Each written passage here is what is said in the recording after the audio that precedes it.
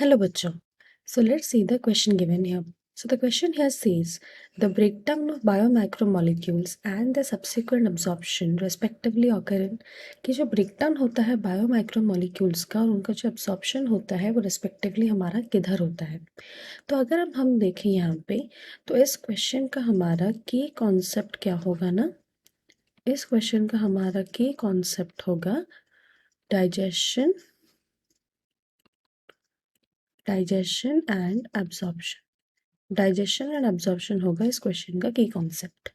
तो अगर हम देखें तो हमको पता है कि हमारे बॉडी में जो डाइजेशन और एब्जॉर्प्शन होता है वो हमारे माउथ से ही स्टार्ट हो जाता है। माउथ से होके स्टमक, स्टमक से होके फिर स्मॉल इंटेस्टाइन। लेकिन अगर हम देखें यहाँ पे जो सिग्निफिकेंट एक्टिविटी होती है जो डाइजेशन की और एब्जॉर्प्शन की, वो हमारे किधर होती है ना, स्मॉल इंटेस्टाइन में। हमको पता है स्मॉल इंटेस्टाइन के 3 पार्ट होते हैं। पहला वाला जो प्रॉक्सिमल पार्ट है ड्यूडेनम, बीच वाला पार्ट इलियम और लास्ट पार्ट जेजुनम।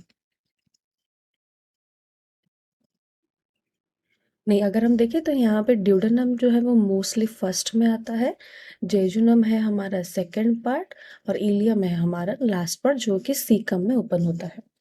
तो ड्यूडेनम ये जो हमारा फर्स्ट वाला ट्रैक्ट है इसमें क्या है ना, इसमें सारा खाना रिसीव होता है, फूड रिसीव होता है किससे, स्टमक से। और उसके साथ साथ ही एंजाइम्स रिसीव होते हैं किससे ना, हमारे पैंक्रियाटिक जूस से।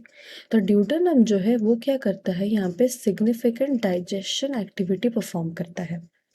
और फिर ये दोनों जो रहे जेजुनम और इलियम, ये दोनों रहे हमारे सेकंड और थर्ड पार्ट। और इनमें मोस्टली क्या होता है ना, यही डाइजेस्टेड फूड का एब्जॉर्प्शन हो जाता है। तो अगर हम यहाँ पे देखें तो यहाँ पे अगर हम हमारे ऑप्शंस देखें तो पहला ऑप्शन था स्मॉल इंटेस्टाइन, लार्ज इंटेस्टाइन। तो अगर हम देखें ये जो लार्ज इंटेस्टाइन होता है इसमें सिर्फ किसकी एब्जॉर्प्शन होती है ना, वाटर की एब्जॉर्प्शन होती है। There is no absorption of food.